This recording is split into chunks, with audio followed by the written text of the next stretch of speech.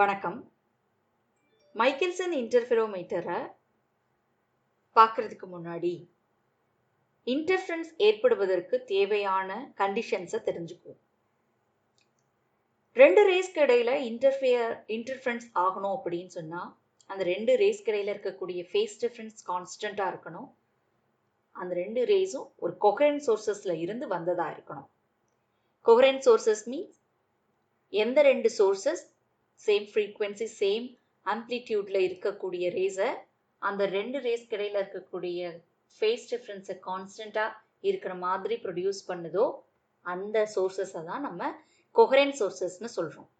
ப்ராக்டிக்கலாக எந்த தனித்தனியான ரெண்டு சோர்ஸும் கொஹரண்ட் சோர்சஸாக இருக்காது. அப்படிங்கிறதுனால நம்ம சில டெக்னிக் மூலமாக கொஹரண்ட் சோர்சஸை நாமளே ஏற்படுத்திக்கிறோம். இப்போ யங்ஸ் டபுள் ஸ்லிட் எக்ஸ்பெரிமெண்ட் பார்த்தோம். அதில் எப்படி அந்த கொஹரண்ட் சோர்சஸை நம்ம உருவாக்கணும்? ஒரே ஒரு சோர்ஸ் எடுத்துக்கிட்டோம். அதுக்கு முன்னாடி சேம் வித் இருக்கக்கூடிய ரெண்டு ஸ்லிட்டை ஏற்படுத்தி அந்த ரெண்டு ஸ்லிட்லேருந்து வெளியில் வரக்கூடிய ரேஸ்க்கு இடையில தான் நம்ம இன்டர்ஃபியரன்ஸை ஏற்படுத்தணும். அந்த மெத்தடுக்கு பேர் வேவ் ஃப்ரண்ட் ஸ்ப்ளிட்டிங்னு பேர். ஸோ அதில் வரக்கூடிய அந்த வேவ் ஃப்ரண்ட் தான் அந்த வேவ் ஃப்ரண்ட்லேருந்து புறப்படக்கூடிய ரெண்டு ஒவ்வொரு ஒவ்வொரு பாயிண்ட்டும் வந்து இன்னொரு சோர்சஸாக ஆக்ட் ஆகும், செகண்டரி சோர்சஸாக ஆக்ட் ஆகும்னு ஹைஜன்ஸ் பிரின்சிபல் மூலமாக நம்ம என்ன பண்ணோம்? அதை ஏற்படுத்திக்கிட்டோம் கொஹரண்ட் சோர்சஸை. அதே மாதிரி ஆம்ப்ளிடியூட் டிவிஷன்ஸ் மூலமாகவும் நம்ம கொஹரண்ட் சோர்சஸை ஏற்படுத்தலாம், இன்டர்ஃபரன்ஸை தோற்றுவிக்கலாம். அந்த மெத்தட் மூலமாக தான் நம்ம மைக்கேல்சன் இன்டர்ஃபெரோமீட்டரில் அண்ட் நியூட்டன்ஸ் ரிங்ஸ்லாம் நம்ம இன்டர்ஃபரன்ஸை ஏற்படுத்துகிறோம். இந்த இடத்துல ஆம்ப்ளிடியூட் டிவிஷனில் என்ன பண்ணுவாங்க? இதுலையே ரெண்டு ரேஸும் ஒன்று பார்ஷியலி ரிஃப்ளெக்ட் ஆகிட்டு ரெண்டு பார்ட் பிரிஞ்சு வந்து ஒன்று ஒரு பார்ஷியலி ரிஃப்ளெக்ட் ஆகும், பார்ஷியலி டிரான்ஸ்மிட் ஆகும். அண்ட் தென் அகெயின் அது ரெண்டு ரேஸையும் நம்ம என்ன பண்ணுறோம் அப்படின்னு சொன்னால் இன்டர்ஃபியர் பண்ணுறோம். அப்போ நமக்கு தேவையான அந்த ரெண்டு ரேஸும் இன்டர்ஃபியர் ஆகி நமக்கு இன்டர்ஃபரன்ஸ் பேட்டர்ன் கிடைச்சிடும். இதை அச்சீவ் பண்ணுறதுக்காக நம்ம பீம் ஸ்பிளிட்டர், மிரர் இந்த மாதிரியான ஆப்டிக்கல் எலிமெண்ட்ஸ் எல்லாம் நம்ம பயன்படுத்துகிறோம் இந்த எக்ஸ்பெரிமெண்ட்டில். அப்போ இதுலேயும் நியூட்டன் ஸ்ட்ரிங்ஸ்லையும் பயன்படுத்தக்கூடிய சோர்ஸ் வந்து எப்படி இருக்கும் அப்படின்னா ப்ராட் சோர்ஸாக இருக்கும்.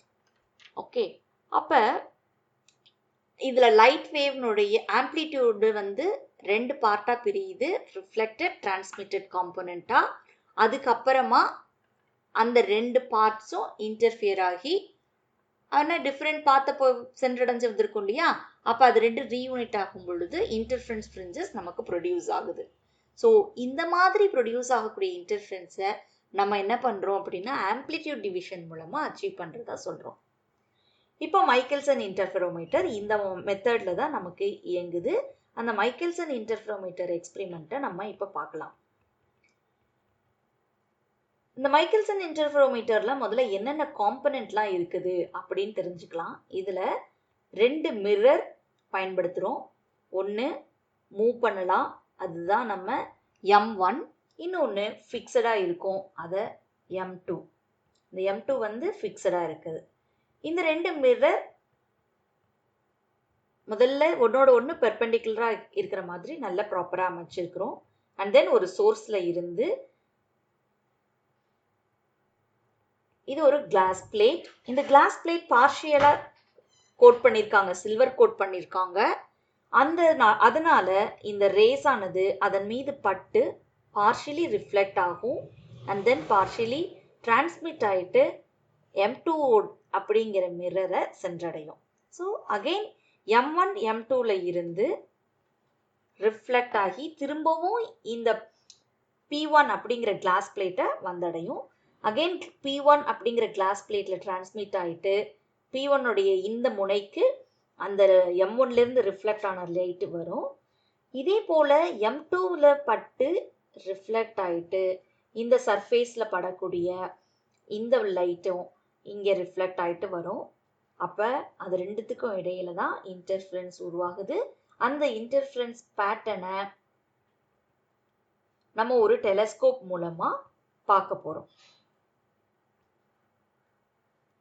இதே மாதிரி வச்சிருந்தோம் எக்ஸ்பெரிமெண்ட்டை செஞ்சோம் அப்படின்னு சொன்னால் இந்த இடத்துல 2 முறை இந்த P1 அப்படிங்கிற இந்த கிளாஸ் பிளேட்டை 2 முறை என்ன பண்ணுது அப்படின்னா லைட் ஆனது கடந்து வந்திருக்குது. அப்ப கண்டிப்பாக இங்க மீட் பண்ணக்கூடிய அந்த 2 ரேஸ்க்கு இடையில இருக்கக்கூடிய path difference and phase difference சேமா இருக்காது. ஃபேஸ் டிஃபரன்ஸ் கான்ஸ்டன்டா இருக்காது, இன் ஃபேஸ்ல இருக்காது. அதற்காக தான் நம்ம என்ன பண்றோம் அப்படின்னா இந்த ஒளி செல்லுகின்ற பாதையில இன்னொரு glass plate P2 same thickness P1 material P1 thickness அப்படியே வைக்கிறோம். இதுக்கு பேரு காம்பன்சேட்டிங் பிளேட் அப்படின்னு பேரு. இந்த காம்பன்சேட்டிங் கிளாஸ் பிளேட் வைக்கிறதுனால இந்த M2ஐ நோக்கி செல்லுகின்ற ரேஸும் இருமுறை அந்த P2 அப்படிங்கிற மிரர் கிளாஸ் பிளேட்லக்குள்ள டிரான்ஸ்மிட் ஆகிட்டு போயிட்டு வருது. ஸோ இப்போதைக்கு இந்த இடத்துல மீட் பண்ணக்கூடிய அந்த 2 ரேஸும் ஃபேஸ் டிஃபரன்ஸ் கான்ஸ்டன்டா இருக்கும். அப்ப இன்டர்ஃபரன்ஸ் நமக்கு ஏற்படுவதற்கு அத்தனை என்விரான்மெண்ட்டையும் நம்ம கிரியேட் பண்ணிட்டோம். இப்ப இந்த T வழியாக நம்ம பார்க்கக்கூடிய அந்த இன்டர்ஃபரன்ஸ் பேட்டர்ன் எப்படியெல்லாம் அமைஞ்சிருக்கு அப்படிங்கிறதுக்கு இந்த M1 M2னுடைய பொசிஷன் ரொம்ப முக்கியம். அது பொறுத்து தான் அதனுடைய கண்டிஷன்ஸை பொறுத்து தான் இந்த இடத்துல எப்படிப்பட்ட பேட்டர்ன்ஸ் வரப்போகுது அப்படின்றத நம்ம பார்க்க போறோம். அதுக்கு முன்னாடி இன்னொரு சின்ன விஷயம், இந்த P1 P2 அப்படிங்கிற அந்த கிளாஸ் பிளேட்ஸ் 45 டிகிரி ஆங்கிளில் இந்த ஒளி செல்லுகின்ற திசையில 45 டிகிரி ஆங்கிள் இன்க்ளைன் பண்ற மாதிரி தான் நம்ம வச்சிருக்கிறோம். இப்போ எப்படி இருக்கும் அப்படின்னு சொன்னா நமக்கு இந்த M1 பக்கத்துல இந்த M2 பிரைம் அப்படின்னு போட்டிருக்கேன்ல, இது என்ன அப்படின்னு சொன்னா ஏன்னா இந்த P1ங்கிறது ஒரு பார்ஷியலி ரிஃப்ளெக்ட் ஆகுது இல்லையா, ஒரு மிரர் மாதிரி இருக்கு இல்லையா, அது பார்ஷியலி சில்வர் கோட் பண்ணியிருக்கிறதுனால it will act as a mirror. So M2 உடைய மிரர் இமேஜ் வந்து இந்த M1 பிரைம்ல இருக்குது. So it is a mirror image of M2. இப்போ இந்த 2 இன்டர்ஃபியரிங் ரேஸ் எங்கேருந்து வந்திருக்க மாதிரி இருக்கு?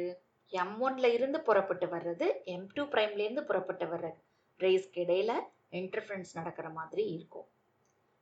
இந்த கண்டிஷன்ஸை நம்ம இப்போ கொஞ்சம் எலாபரேட்டா பார்க்கலாம். So let me draw another one so that this is M1 and this is M2.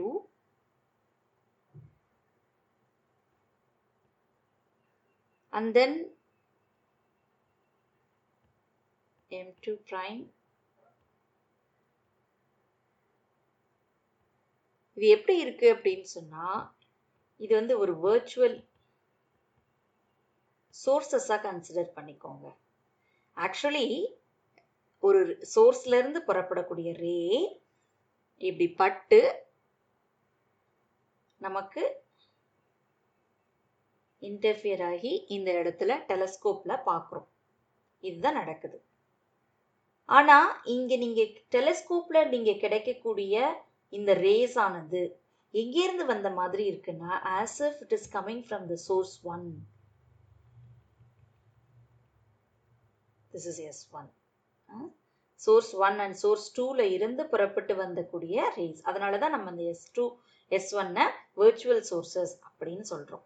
அதுல இருந்து புறப்பட்டு வந்த கதிர்கள் இன்டர்ஃபியர் ஆகி நமக்கு இங்க தெரியறதா வச்சுக்கலாம். So let me consider this angle is theta.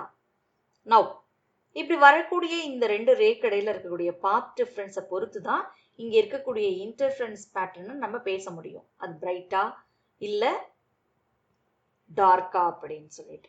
அப்ப பாத் டிஃபரன்ஸ் எப்படி இருக்கும்? இதுதான் அதனுடைய பாத் டிஃபரன்ஸ். நம்ம ஒரு நார்மல் வரைஞ்சோம் இந்த லைனுக்கு அப்படின்னா இந்த பாயிண்ட் G அப்படின்னு சொன்னோம்னா இந்த S2G அப்படிங்கிறது தான் உங்களுடைய பாத் டிஃபரன்ஸ். அந்த S2G-னுடைய மதிப்பு என்னங்கிறத தெரிஞ்சுக்கலாம். இந்த படத்துல இருந்து cos θ-வை போட்டிருக்கோம் அப்படின்னு சொன்னா S2G divided by S1 S2. Okay, இப்ப இந்த M1 M2 பிரைம்க்கு இடையில இருக்கக்கூடிய டிஸ்டன்ஸ் D அப்படின்னா அதனுடைய வர்ச்சுவல் சோர்சஸ்க்கு இடையில இருக்கக்கூடிய டிஸ்டன்ஸ் 2D. அப்ப S1 S2 2D ஆயிடும். so that நம்ம S2G 2D cos θ அப்படின்னு போட்டுக்கலாம். இந்த 2D cos θங்கிறது S2G-னுடைய மதிப்பு.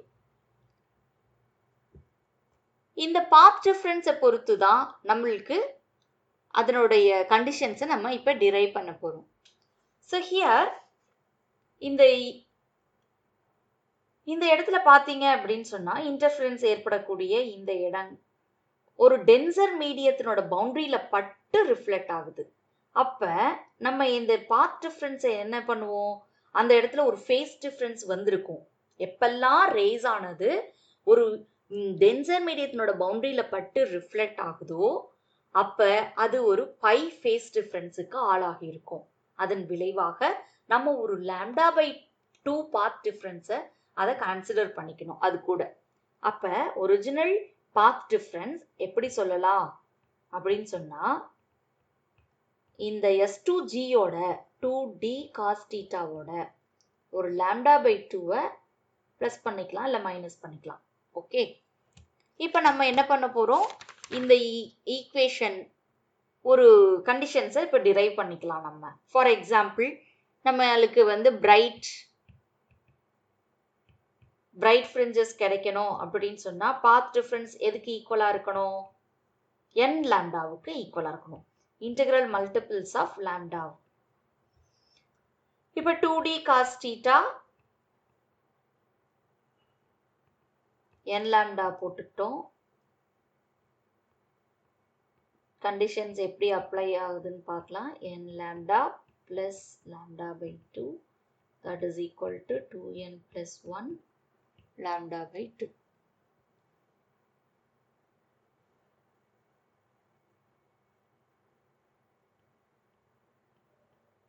இது எதற்கான condition? For obtaining a bright fringe. Dark fringeக்கு path difference எப்படி இருக்கணும்?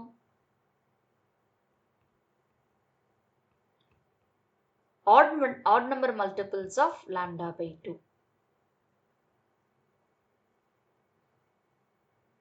இங்கே 2D cos θ தான் நம்மளுடைய path difference.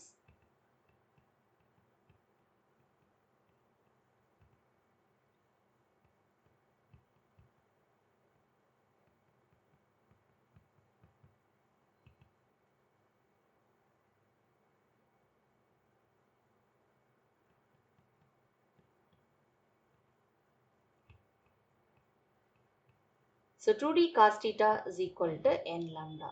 This is the condition for obtaining a dark fringe. Michelson interferometer னுடைய அந்த field of viewல dark and bright fringes ஏற்படுவதற்கு கண்டிஷன்ஸை நம்ம அப்டைன் பண்ணிட்டோம். இதெல்லாம் எது அப்படின்னா, the number of fringes and then அதில் இருக்கக்கூடிய அந்த டீனுடைய மதிப்பு எவ்வளோ இன்க்ளைண்ட் ஆயிருக்கு, அந்த ஆங்கிள் இன்க்ளினேஷன் ஆங்கிள், இதையெல்லாம் பொறுத்து அதனுடைய bright and dark fringes obtain ஆகும். இதை தாண்டி ரெண்டு முக்கியமான விஷயம் இருக்குது. நம்ம ஏற்கனவே டிஸ்கஸ் பண்ணோம், அந்த position of M1 and M2. இந்த ரெண்டு மிரர்ஸும் ஒன்னோட ஒன்று பர்பெண்டிகுலராக இருந்துச்சு அப்படின்னு சொன்னோம்னா, அந்த M1உடைய மிரரும் M2 பிரைம் மிரரோட image M2 prime dotted line போட்டிருந்தோம்ல, இது ரெண்டும் பேரலாக இருக்கும். எப்போ பேரலாக இருக்கும்? M1 M2 இதான் M1, இங்கே M2 இருந்துச்சு இல்லையா, இது பெர்பெண்டிகுலராக வச்சுருந்தீங்க அப்படின்னா இந்த M1 அண்ட் M2 பிரைம் பேரலாக இருக்கும். அந்த சமயத்தில் இன்கேஸ் இது ரெண்டுத்துக்கும் இடையில இருக்க டிஸ்டன்ஸ் டின்னு வச்சுக்கோங்க, டி இஸ் நான் ஜீரோ வேல்யூ, ரெண்டும் பேரலாக இருக்குது. அந்த சமயத்தில் ஃபீல்ட் ஆஃப் வியூவில் உங்களுக்கு சர்க்குலர் ஃப்ரிஞ்சஸ் கிடைக்கும். இன்கேஸ் இந்த d is equal to 0, that means M1 M2 பிரைமும் ஒன்னோட ஒன்று ஒன்று மேலே ஒன்று இருக்கு, d is equal to 0. அந்த மாதிரி சமயத்தில் ஃபீல்ட் ஆஃப் வியூவில் பார்த்தீங்கன்னா ஃபுல்லி டார்க்காக இருக்கும். Fully dark, it is not the fringes, fully dark. Field of view ஃபுல்லாக டார்க்காக இருக்கும். இது மட்டும் இல்லாமல் இப்போ இந்த M1 and M2 just inclined ஆயிருக்கு, it's not perpendicular to each other, அதான் லோக்கலைஸ்டு ஃப்ரிஞ்சஸ் அப்படின்னு சொல்லுவோம். அப்படி இருந்துச்சுன்னா எப்படி இருக்கும்?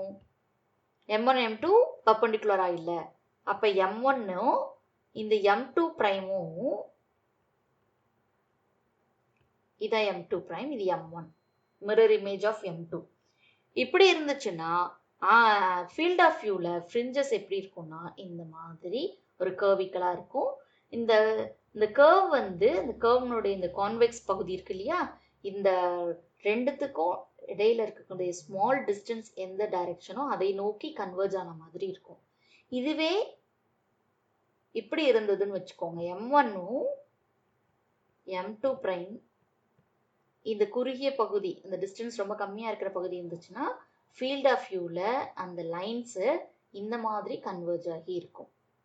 ஒன்றோட ஒன்று இப்படி இருக்கு, ஜஸ்ட் ஒன்றோட ஒன்று இந்த மாதிரி இன்க்ளைன் ஆயிருக்கு. அந்த சமயத்தில் எப்படி இருக்கும் அப்படின்னு சொன்னால், you will be having a straight fringes in the field of view. So these are all called localized fringes depending upon the position of M1, M2. M1, M2 னுடைய பொசிஷனை பொறுத்து, அது ஒன்னோட ஒன்று பர்பண்டிகுலராக இருக்கா இல்லை கொஞ்சம் இன்க்ளைன்ட் ஆயிருக்கா, இதையெல்லாம் பொறுத்து நம்மளுக்கு ஃபீல்ட் ஆஃப் வியூவில் இத்தனை விதமான ஃப்ரிஞ்சஸ் நமக்கு கிடைக்கும். ஓகே, நம்ம வந்து இன்டர்ஃபரன்ஸ் பேட்டர்னை ஒரு மைக்கேல்சன் இன்டர்ஃபெரோமீட்டரை பயன்படுத்தி பெற வச்சிட்டோம். அதில் ரொம்ப முக்கியமானது என்ன அப்படின்னு சொன்னால், இந்த ரெண்டு விதமான ரிஃப்ளெக்டட் அண்ட் ரிஃப்ராக்டட் ரேஸ் எப்படிப்பட்ட பாதையை கடந்து வந்திருக்கு அப்படிங்கிறதும் அதற்கு இடையில இருக்கக்கூடிய ஃபேஸ் டிஃப்ரென்ஸும் தான் ரொம்ப முக்கியம். அதுதான் ஃபீல்ட் ஆஃப் வியூவில் நீங்கள் பார்க்கக்கூடிய இன்டர்ஃபரன்ஸ் பேட்டர்னை உருவாக்குறதுக்கு முக்கியமான காரணமாக இருக்குது. மிக்கெல்சன் இன்டர்ஃபெரோமீட்டர் பயன்படுத்தி ஏதாவது ஒரு ஒளி மூலத்திலிருந்து வரக்கூடிய ஒளியினுடைய அலைநீளத்தை கண்டுபிடிக்க போகிறோம். ஃபார் எக்ஸாம்பிள், சோடியம் வேப்பர் லேம்பை தான் நீங்கள் சோர்ஸாக பயன்படுத்தினீங்கன்னா அதனோட எல்லோ கலர் லைட்டோடைய வேவ் லென்த்தை நம்ம இந்த எக்ஸ்பெரிமெண்ட் மூலமாக கண்டுபிடிக்கலாம். இதுக்கான தியரியெல்லாம் நம்ம பார்த்துட்டோம். இப்போ வந்து இந்த M1, M2 இரண்டும் பர்பண்டிகுலராக இருக்குது அப்படின்னா எந்த மாதிரியான ஃபீல்ட் ஆஃப் வியூவில் பேட்டர்ன் கிடைக்கும்? சர்க்குலர் கான்சென்ட்ரிக் ரிங்ஸ் கிடைக்கும், சர்க்குலர் ஃப்ரிஞ்சஸ் கிடைக்கும் நமக்கு. இந்த சர்க்குலர் ஃப்ரிஞ்சஸ்னுடைய சென்டர் பாயிண்ட் எப்படி இருக்கும்னா டார்க்காக இருக்கும். ஓகே, இப்போ அப்படிப்பட்ட ஒரு நிலையில் நம்ம டெலிஸ்கோப்னுடைய கிராஸ் வயரை இந்த சென்ட்ரல் டார்க் ஃப்ரிஞ்சஸ் இருக்கு இல்லையா, அந்த டார்க் ஸ்பாட் அதில் வந்து கரெக்டாக வச்சுக்கிறோம், பொருத்திக்கிறோம். அந்த சமயத்தில் M1, M2 ரெண்டும் பர்பண்டிகுலராக இருக்குது, எந்த டிஸ்டன்ஸில் இருக்குன்னு தெரியும் நம்ம. இப்போ M1 அந்த M2னுடைய வர்ச்சுவல் மிரர் இமேஜ் இது ரெண்டும் இப்படி இருந்துச்சு அப்படின்னு சொன்னால் ரெண்டுத்துக்கு இடையில இருக்கக்கூடிய தொலைவு D அப்படின்ற பட்சத்தில் தான் இந்த சர்க்குலர் ஃப்ரிஞ்சஸ் கிடைச்சிருக்கு. அப்படின்னா இந்த central டார்க்குக்கான condition 2D cos θ that is equal to n lambda. இதுதான் கண்டிஷன், இதை தான் நம்ம டிரைவ் பண்ணியிருக்கோம். இன்கேஸ் இந்த தீட்டாங்கிறது இன்க்ளினேஷன் ஆங்கிள், இந்த ரேஸ் நார்மலாக இருந்துச்சு அப்படின்னா தீட்டா 0வாக இருக்கும். அப்போ காஸ் தீட்டா வந்து 1 ஆகிடும். அப்போ கண்டிஷன் உங்களுக்கு 2D is equal to n lambda அப்படின்னு இருக்கும். ஓகே, இப்போ இந்த ரெண்டுத்துக்கும் இடையில இருக்கக்கூடிய டிஸ்டன்ஸை நம்ம மாற்றுறோம். ஒரு எக்ஸ் தொலைவு M1 நம்ம வந்து மாற்றும் பொழுது, M1 மூவபிள்னு சொன்னோம் இல்லையா, அந்த M1 மிரரை எக்ஸ் டிஸ்டன்ஸ் நகர்த்துறீங்க, அப்போ D + x ஆகிடும். அந்த M1க்கும் M2 ப்ரைம்க்கும் இடையில இருக்கக்கூடிய அந்த டிஸ்டன்ஸ். ஸோ டிஸ்டன்ஸ் மாறுனுச்சுன்னா கண்டிப்பாக ஃபீல்ட் ஆஃப் வியூவில் சம் நம்பர் ஆஃப் ஃப்ரிஞ்சஸ் ஓடி போயிருக்கும், நகர்ந்துருக்கும். அதையும் நம்ம கவுண்ட் பண்ணிக்கிறோம். அந்த கவுண்டிங் படி இந்த கண்டிஷன்ஸை எழுதுகிறோம். 2D cos θ is equal to n அப்படிங்கிறது, கேபிட்டல் N அப்படிங்கிறது நம்மளுடைய ஃப்ரிஞ்சஸ், நகர்ந்து போன ஃப்ரிஞ்சஸ் அப்படின்னா n + n லாம்டாவா இருக்கும். ஓகே, இப்போ இந்த ஈக்குவேஷன் 1ன்னு வச்சுக்கோம், இந்த ஈக்குவேஷன் 2ன்னு வச்சுக்கோம். ரெண்டுத்தையும் சப்ட்ராக்ட் பண்ணலாம். 2 - 1. ஸோ என்ன கிடைக்கும் அப்படின்னா 2x is equal to n லாம்டான்னு கிடைக்கும். இதில் லாம்டா அப்படிங்கிறது அந்த சோர்ஸ்லேருந்து வரக்கூடிய ஒளியினுடைய அலைநீளம், வேவ்லென்த். அதை கண்டுபிடிக்கணும் அப்படின்னு சொன்னால் 2x/n தெரிஞ்சதுன்னா கண்டுபிடிச்சிடலாம். What is X? எவ்வளோ தூரம் M1 அப்படிங்கிற மிரரை நீங்கள் நகர்த்துனீங்க, அதை மைக்ரோமீட்டர் மூலமாக நம்ம தெரிஞ்சுக்கலாம். மைக்ரோமீட்டரில் இருக்கிற அளவுகள் மூலமாக தெரிஞ்சுக்கலாம். n அப்படிங்கிறது நம்பர் ஆஃப் ஃப்ரிஞ்சஸ். நம்ம எக்ஸ் தொலைவு நகர்த்தும் பொழுது நகர்த்தினதன் விளைவாக ஃபீல்ட் ஆஃப் வியூவில் அந்த கிராஸ் வயரை டெலிஸ்கோப் கிராஸ் வயரை கடந்து எத்தனை ஃப்ரிஞ்சஸ் நகர்ந்துருக்குங்கிறத கணக்கிட்டோம்னா கேபிட்டல் என்னோட வேல்யூ தெரிஞ்சிடும். ஸோ இந்த வேல்யூ தெரிஞ்சிருந்தா நம்ம பயன்படுத்தின ஒளியினுடைய அலைநீளம் லாம்டாவை கண்டுபிடிச்சிடலாம். இது ஒரு அப்ளிகேஷன், மைக்கேல்சன் இன்டர்ஃபெரோமீட்டருடைய ஒரு பயன்பாடு. இன்னொன்று என்ன தெரிஞ்சுக்கலாம் அப்படின்னா, ஒரு தின் ஃபிலிம்னுடைய திக்னஸை தெரிஞ்சுக்கலாம்.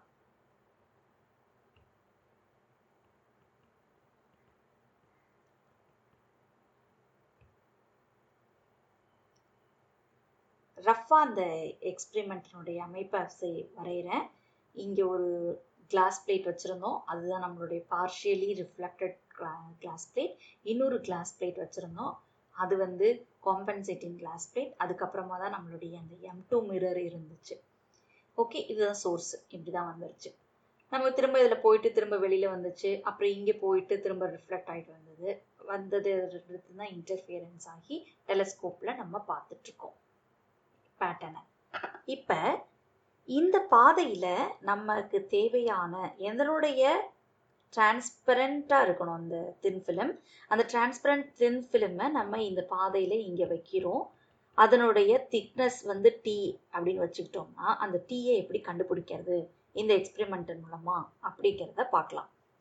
இந்த திக்னஸ் டி திக்னஸ் இருக்கக்கூடிய இந்த ஃபிலிம்னுடைய ரிஃப்ராக்டிவ் இண்டெக்ஸ் மியூன்னு வச்சுக்கிட்டோம் அப்படின்னு சொன்னால் இது இதனுடைய இங்கே போயிட்டு வரக்கூடிய ரேஸினுடைய பாத் டிஃப்ரென்ஸ் கண்டிப்பாக மாறுபட்டு இருக்கும். ஸோ மியூ அப்படிங்கிற ரிஃப்ராக்டிவ் இண்டெக்ஸ் இருக்கக்கூடிய மீடியம் வழியாக அது உள்ளே போயிட்டு வரும்பொழுது அந்த பாத் டிஃப்ரென்ஸை நம்ம μ-1t இதில் உள்ள ஒரு தடவை போகுது, திரும்ப ரிஃப்ளெக்ட் ஆகிட்டு திரும்ப ஒரு தடவை வருது அப்படிங்கிறதுனால இன்னொரு முறை அதை நம்ம எடுத்துக்கிறோம். ஸோ தட் அந்த path difference is equal to 2μ-1t. இதுதான் அதனுடைய பாத் டிஃப்ரென்ஸ். இந்த பாத் டிஃப்ரென்ஸ் நமக்கு இப்போ கண்டுபிடிச்சி வச்சாச்சு. ஸோ இப்போ எப்படி அந்த எக்ஸ்பெரிமெண்ட் செய்ய போகிறோம்னா, முதல்ல எடுத்ததும் இந்த தின் ஃபிலிம் இல்லாமல் இந்த எக்ஸ்பெரிமெண்ட்டை செய்கிறோம். அப்போ நம்ம சென்ட்ரல் ஃபீல்டு இருக்கும் இல்லையா, M1 M2 பெர்பெண்டிகுலராக இருக்கும் பொழுது சர்க்குலர் ஃப்ரிஞ்சஸ் கிடைக்கும்னு சொல்லியிருந்தோம்.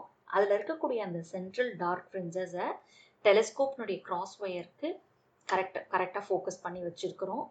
அந்த சமயத்தில் தின் ஃபிலிமை இந்த பாதையில் இன்ட்ரடியூஸ் பண்ணினா இந்த ரெண்டு ரேஸ்க்கு இடையில் இருக்கக்கூடிய பாதை விரிவாடு கண்டிப்பாக மாறுபடுவதன் விளைவாக சில ஃப்ரிஞ்சஸ் அது நகர்ந்து போயிருக்கும். ஃபீல்ட் ஆஃப் வியூவில் நீங்கள் டெலிஸ்கோப்பில் பார்க்கும் பொழுது அந்த பழைய நிலைமையில் இருக்காது. அப்போ பழைய நிலைமைக்கு அதை கொண்டுட்டு வரணும்னா நிச்சயமாக பாதை வேறுபாடை மாற்றணும். அதற்காக நம்ம அந்த M1 அதுதானே மூவபிள் மிரர், அந்த மூவபிள் மிரரை ஒரு தொலைவு நகர்த்துறோம்.